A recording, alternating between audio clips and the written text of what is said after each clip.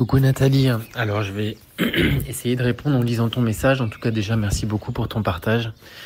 Alors oui, ce que tu partages, c'est l'enseignement pur d'Abraham en fait. Et même si effectivement c'est difficile à entendre, surtout quand on voit ce qu'on est en train de vivre en ce moment sur Terre, je le conçois et même pour moi c'est difficile de dire ce que je vais dire, mais je vais quand même le dire. En fait, que ça nous plaise ou que ça nous plaise pas, nous les êtres humains, avant d'être des êtres humains, on est des êtres énergétiques, quoi. C'est-à-dire qu'on est de l'énergie.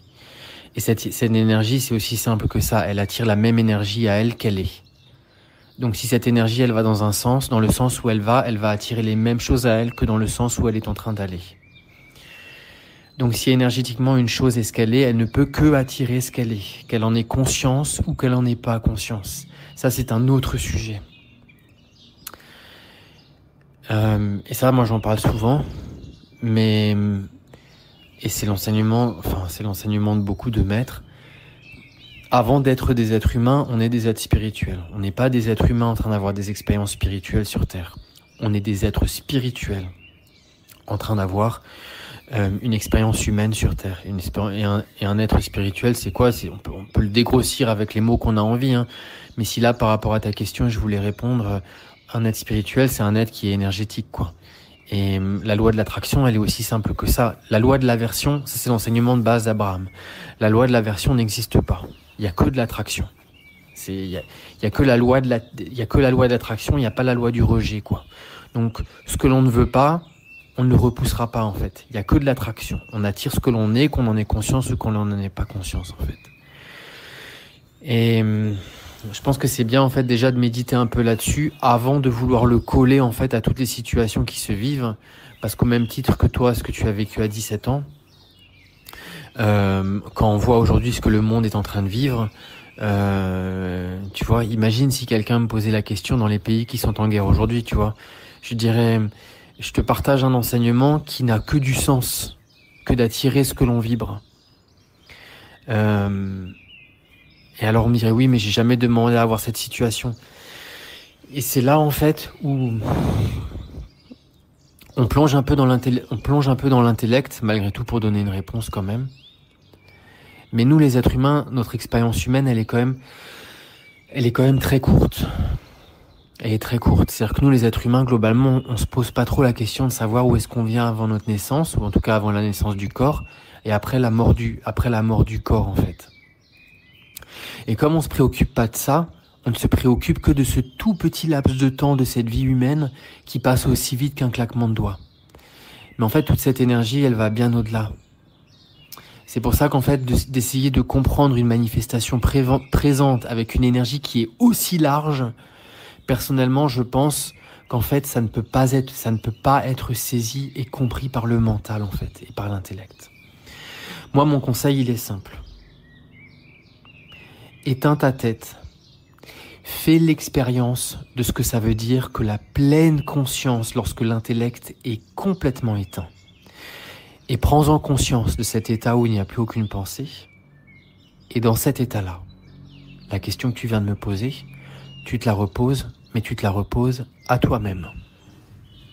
Et là, la réponse sera la bonne.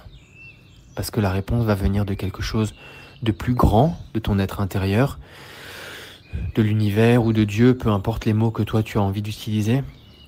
Mais la réponse viendra comme une expérience que tu sauras que c'est vrai, en fait. Tu le sauras. Là, c'est mon mental qui parle au tien. Quand toi tu poseras la question et que tu arrêtes de réfléchir et que tu es consciente que tu n'es plus en train de réfléchir, tu es dans l'ouverture, en fait, avec ton cœur, et ton cœur sait ce qui est vrai, ce qui est juste, et quand tu auras cette réponse, tu le sauras, en fait. Donc moi, j'ai envie de te dire, comprendre, ok, mais c'est pas tellement nécessaire. En tout cas, pas dans la dynamique du mental et de l'intellect. Avec ton cœur, ça peut l'être, mais pour que ton cœur puisse entendre la réponse, il doit oublier, en fait, la question et toute cette compulsivité à vouloir comprendre, même si c'est légitime, en fait. Donc ça, c'était, je crois, ta première question. Alors, Nathalie, la deuxième question, c'est quasiment la même que la première, en fait. Tu vois, c'est marrant, j'étais en train de manger à midi et il y avait un petit jeune qui mangeait à côté de moi, il avait 18 ans, un Belge. Et je sais pas ce qu'il faisait dans la vie, mais ça m'avait l'air d'être un gamin à succès, mais incroyable. Il avait un intellect développé, mais d'une fascination exceptionnelle. Et il était en train de boire du jus de turmeric à table. Et je le regarde et je lui dis, t'as pas réussi à trouver un truc plus dégueulasse à boire que ce truc-là, quoi. Et il rigole et il me dit, ouais, mais tu sais, moi, mon objectif... Et puis, il dit, tu sais, nous, en Indonésie, on ingère tous du microplastique. Il dit, moi, c'est mon obsession, c'est le microplastique. Il dit, je bois plus d'eau, je bois que de l'eau de coco et tout. Et donc, il discute. Et je lui dis, t'as pas l'impression que la peur que t'as et le stress que tu as pour être en bonne santé, c'est en train d'empoisonner son système et ton corps encore plus que les microplastiques et tout ce que tu n'aimes pas. Alors je lui dis, c'est que mon conseil, hein, mais je lui dis, si j'étais toi, j'essaierais d'abord de transformer en fait cette anxiété que tu as à l'intérieur de toi à l'égard de tout ce qui te rend anxieux dans le monde. Et lorsque cette anxiété, elle se sera résorbée complètement, si tu veux encore consommer des produits que tu considères comme étant purs, où il n'y a aucun microplastique, fais-le. Mais ne le fais pas avec un état de conscience qui est l'anxiété, qui est la peur, qui est ça ne va pas, donc je vais faire quelque chose d'extérieur pour que ça aille mieux. Et tu vois, je vais te parler d'un autre exemple, et je lui dis, tu vois, c'est marrant, parce que bon, j'ai dit, t'inquiète pas, on a tous des addictions énergétiques. Hein. J'ai dit, toi, c'est les microplastiques, il y en a un autre. J'ai dit, on a tous un truc. J'ai dit, ceux qu'on croit qu'ils en ont pas, c'est eux qui ont les plus gros en général. Et je lui dis, tu vois, c'est marrant parce que moi, j'étais obsédé pendant des années avec mon corps à bien manger et tout. J'étais suivi par 50 000 naturopathes, dont beaucoup étaient, je pense, des psychopathes de la santé, et ça m'a ruiné mon corps. Et je lui dis, tu vois, donc ça, je lui ai pas dit parce qu'il était jeune et je savais pas comment il était ouvert, mais je sais que moi, les guérisseuses à Bali, elles m'ont dit, Olivier, arrête de prendre, s'il te plaît, soin de ton corps parce que tu nous fais peur et on a l'impression que tu es en train de lui nuire encore plus. Et c'est quand j'ai arrêté de me préoccuper de mon corps et d'être en paix en fait avec le fait de ne plus vouloir m'occuper de mon corps que naturellement mes envies se sont développées pour que tout ce que je consomme soit bon pour mon corps. Je sais pas si c'est compréhensible. À réécouter si ça l'est pas. Mais pour moi ça a été vraiment la clé. Et pour te dire, parce qu'en Indonésie, tout le monde fume. Hein. Tous les Indonésiens fument, les vieux, les jeunes, les gamins, tout le monde fume. Et moi, il y a un mois, tu vois, je me suis dit, oh allez, tiens, je vais aussi commencer à fumer. Je me suis dit, je trouve ça sympa. Et donc, tous les jours, je fumais une cigarette. Ici, ils ont des cigarettes au clou de girofle. Moi, j'adorais ça. Et j'en fumais une tous les jours. Mais j'en fumais une, mais je la savourais, tu sais. Mais comme tu manges une glace. Tu sais, comme tu lèches une glace au chocolat ou à la vanille. Et je savourais cette cigarette tous les jours. Et hier, je réfléchis, je dis, purée, c'est marrant. En fait, ça fait 2 semaines que j'ai pu refumer une seule. Et c'est là où je me suis dit, tiens, c'est marrant. Quand on n'a aucune pensée de se dire ça c'est bien ou ça c'est mal, le corps choisit instinctivement et repousse en fait ce qui est bon ou ce qui n'est pas bon pour lui. Parce qu'en fait, au début, ce qui était fun et agréable, c'est naturellement et sans aucune intention de ma part sorti complètement de mes envies et de mon champ de conscience. Attention, là je te donne un exemple par rapport à moi qui est bénéfique, mais là où toi tu as peut-être, comme dit, hein, là où tu as quelque chose peut-être de négatif, en tout cas du point de vue de la société, moi j'en ai d'autres. Hein. Donc c'est pas quelque chose où je te donne une leçon. Mais là où je veux en venir, c'est comme pour la première question.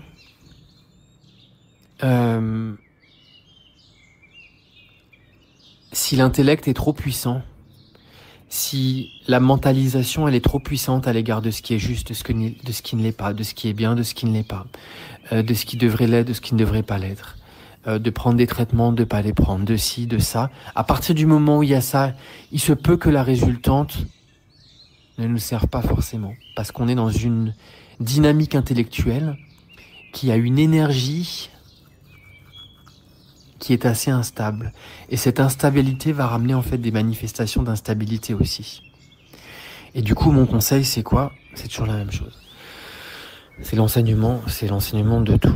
C'est toujours l'enseignement des mêmes, en fait. C'est l'enseignement de Bouddha et compagnie, quoi. La racine de la souffrance, c'est vraiment la compulsion à réfléchir et la compulsion à vouloir trouver des réponses à nos questions. Alors moi, je suis là pour ça, donc je te donne bien sûr ma réponse et je le fais avec un grand plaisir. Mais aussi longtemps qu'à l'intérieur de nous, il y a une énergie vivante qui s'agite pour trouver des réponses à des questions en pensant que lorsque l'on comprend, on recevra de la clarté et de la satisfaction, cette dimension-là, c'est la racine de la souffrance. Cette énergie qui souhaite trouver la clarté à travers la clarification d'un problème. C'est l'absence de cette volonté de vouloir clarifier quoi que ce soit qui doit être déracinée. Comment ? En trouvant la source de la pensée et la source de l'émotion et en y restant à l'intérieur avec notre regard intérieur. Et quand tu fais ça, tu ne regardes plus à l'extérieur, tu regardes à l'intérieur. Et c'est là-dedans, lorsque tout s'éteint, que tout se révèle à toi sans effort. Ouh là là, j'espère que c'était compréhensible.